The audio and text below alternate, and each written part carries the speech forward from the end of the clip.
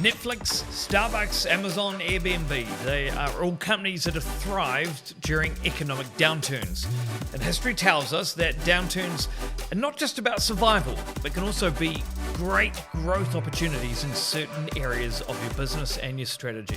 Now, on today's podcast, we're going to learn from these companies and about what history is telling us about how to adapt our own strategies alongside changing consumer behaviours.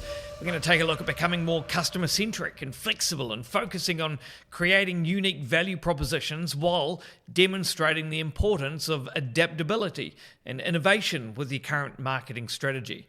And by adapting your strategy through understanding and meeting consumer needs during these tough times, you can actually emerge stronger when the economy eventually recovers. Hi, my name's Jordan McFadgen. Welcome to the Marketing Mindset Podcast. The podcast is designed to help you navigate this cluttered world of marketing and help to challenge you to actually move away from random acts of marketing towards actually putting together a more intentional marketing strategy that moves with industry evolutions. I'm going to start with a quote. The quote says, "I was asked what I thought about the recession. I thought about it and decided not to take part." And this was the famous words of Sam Walton. Now, Sam was the founder of Walmart, who instinctively knew pretty much what every successful business owner and successful leader knows as well. And that is that the market's going to boom and the market's also going to have recessions. And it's an inevitable part of life and of running a business in general.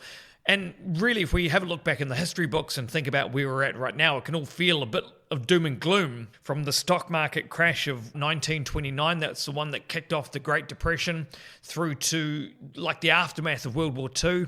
Then, of course, there was the financial turbulence of the 1980s and the bursting of the dot-com bubble in 2000, and then, of course, the 2008 recession. But the one constant thing that remains is that economic storms are pretty much going to be inevitable, and it's about how we actually face them.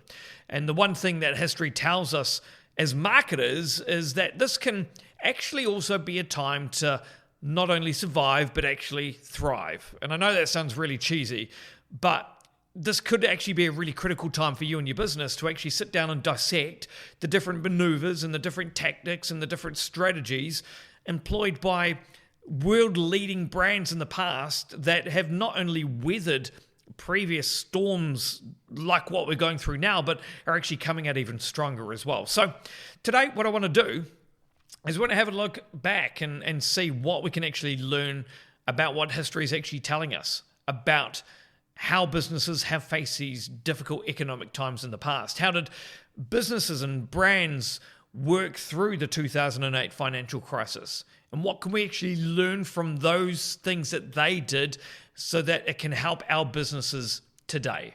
So the first one I want to have a look at is Netflix.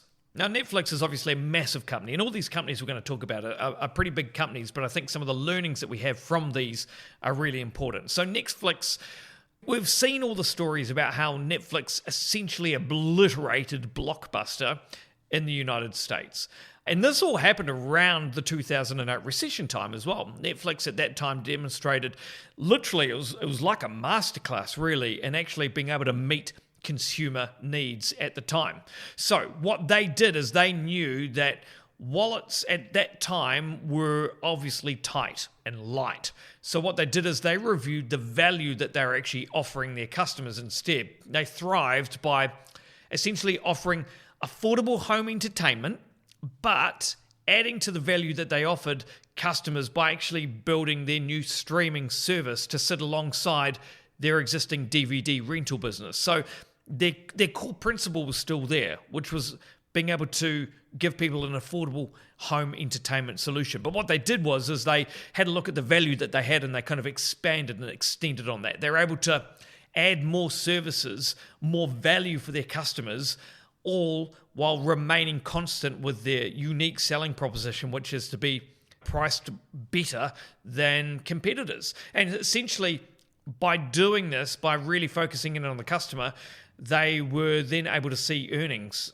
rise throughout that period. By 2019, they hit something like 9 million subscriptions to Netflix back then. So even back then, it was an incredible kind of shift that they saw, all by having a look at their customer and the customer needs and trying to build on the existing value that their existing customers actually have. The other company was Starbucks. Doing a bit of reading on Starbucks, obviously around that time they also faced a potential meltdown. And around the 2008 recession is when customers really started to deem Starbucks as being just simply too pricey when compared to some of their rivals like McDonald's. So McDonald's at the time were really starting to up their coffee game, moving away just from burgers. But remember, it's like the cafe times, and they were really trying to get more consumers in to buy their coffee. And they were starting to offer a coffee at a lower price and more of a fast service for their customers. So Starbucks, what they had to do is they took a tactic of actually going right back. Now, they had a few shifts in actual management in the company around that time as well, but also during that time, they took a tactic of going right back and focusing on their customers and primarily focusing on their customer experience. So what they built was this thing called My Starbucks Idea.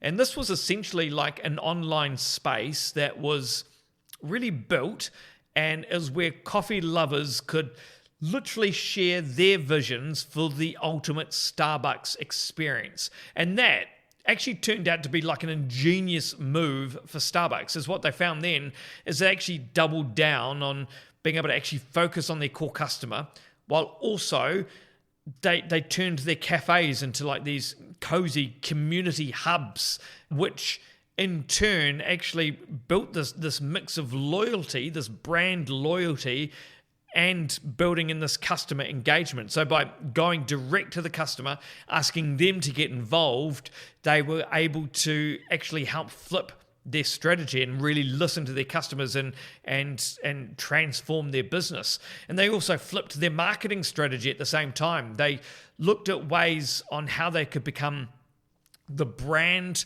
that was seen as like the pricey brand, especially compared to businesses like McDonald's, but instead tried to actually change their brand and their values to be more trendy or worth it or worth that value. And I think that was really important as part of that My Starbucks idea that they came out with, of actually hearing that from their customers so that they could adapt at that time. And by focusing on the customer experience and by focusing on retention of their existing customers, Starbucks were then able to see some solid growth during that 2008 recession. And then there's Amazon.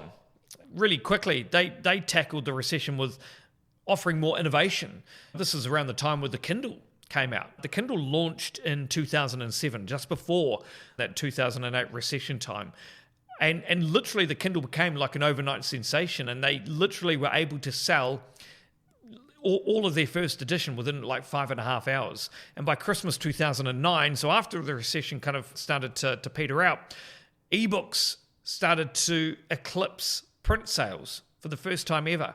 So Amazon's, I guess, their recipe that they were trying to focus on for recession resilience really was really just focusing on this relentless drive for innovation and diversification, and really, again, going back to their consumer and connecting with the consumer needs. They saw a gap in the market, and they took feedback on from their consumers, and they created a product that was going to suit those consumers as well.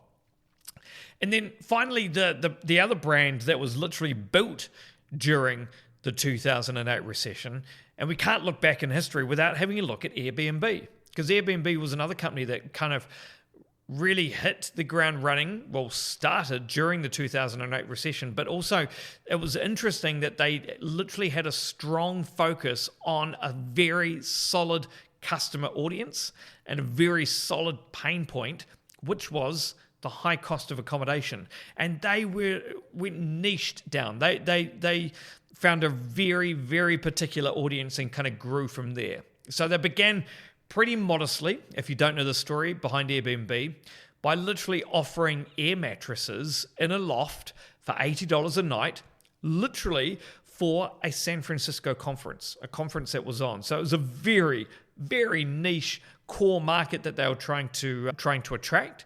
and they had a very solid problem, which was the conference. People wanted to go to the conference, but they couldn't afford the high accommodation prices. So the conference attendees and the value-based USP that they had solved a real pain point, which was expensive beds, essentially. And by 2012, Airbnb was valued in the billions of dollars range. So again, what they did, even during a recession, is they were able to find and build true value with a core group of customers and to be able to kickstart and build their business. So I guess from those stories and those brands and what they did in 2008, what can we learn? What can we learn and use in our businesses right now? How can we adapt our marketing strategies? How can we adapt our business strategies right now? How can we even adapt our thinking and the way that we're attacking all of this now currently? Is it our value propositions, our focus of the business, even if we are having to face tighter budgets at the moment as well? So here's what I think anyway. Adopting a customer-centric marketing approach during these tough economic times should be one of your big focuses, ensuring you truly understand your customer. You understand their pain points or their desires, what they value, and how the economic crunch that we're all facing may be affecting them right now. Because in the 2008 recession, remember, Starbucks created My Starbucks Idea. Now, this was, again, basically a suggestion box. It was also so much more than that, though, because what it did was it gave existing and also new customers a bit of a voice in shaping the Starbucks experience when they were faced with increasing pressure from the recession and the innovations of other businesses and competitors like McDonald's and their faster coffee. So My Starbucks Idea, what that did was it blended this innovation and customer co-creation and community into one awesome strategy. It was this mix of brand loyalty and consumer engagement, which of course put customers first. And they had a really clear strategy for who they wanted to target, which was their existing customers first, and then new customers second, and they found new innovative ways of how to actually reach those people as well. And then think of Airbnb, founded on that concept of providing an alternative to expensive travel accommodation. Again, they saw a massive gap in the accommodation market. They found a particular audience at the time, people looking for accommodation for literally one specific conference, and they were able to grow like literally a multi-million-dollar business off it. And then there's Kindle, Amazon's Kindle, that met the consumer's evolving preference for digital reading. They understood what their customers actually wanted. They found some specific pain points and created an actual product that satisfied their customers even during a time where wallets were thinner. The other thing is remaining adaptable during a recession really is another key lesson we can take away and learn from past businesses thriving in economic times. Let's go back to Starbucks, which went right back to its brand and marketing strategy during the 2008 recession and shifted its focus back towards its customers. They adapted. They took feedback direct from customers and they refound their voice and rebranded themselves away from being seen as pricey when compared to competitors like McDonald's, and they more wanted to be known as trendy and worth it, so more valuable. And they adapted and they built value for their target consumer. And the value was building these cozy community hubs instead of just a cafe or just a fast food joint. And again, during the 2008 recession, they showed this flexible approach in their strategy, which allowed them to then adapt their focus and meet where their customers were at that time and provide value to them and to what their customers' needs were at that time as well. So again, being adaptable to really focus in on their customers and what their customers actually needed. And as I studied how these brands reacted to the recession in the past, I also found so many similarities between brands that truly focused and pivoted on their unique value proposition and focused on how their unique value proposition spoke to their core audience as well. Some brands either focused on reducing the cost to the consumer as their unique value and price hunting, essentially discounting, while some looked at how they actually increased the perceived value of their product and service instead. So this really comes down to knowing your customer and where they are. That literally is the key that you need to focus on here. You also don't need to purely focus on just reducing how much you sell your product or service for. Instead, I would say you'd need to refocus on building and marketing the best value product that your core audience just simply can't ignore. You can also show your adaptability by considering bundling your products or services together as like a new way of increasing the perceived value of your product or service. Or you could look at adding new features to your existing services that then offer added value to your target market's pain points. Or, of course, you could just simply improve and better reposition, better market the existing features that you already have now. And that's an easy one, and it's cost effective, and it's something that all businesses can do now. Let's take Netflix. Again, for example, they continue to offer their affordable home entertainment. That is their core value proposition. However, they changed their value proposition to online streaming at a time when their core business was literally sending DVDs via the mail. They showed better value to their customers who were simply sick of waiting for a DVD to arrive in the mail. So again, I think thinking about your unique value proposition, and I think the key one there is thinking about how you could kind of reposition those existing things that you do so well now. How can you get in front of those customers based on how your customer is adapting to this changing environment now? And then building a community during tougher times is also really key. It's a thing that's really stuck out to me as a tactic that was really successful and affordable in past recessions. Building this community engagement with your brand.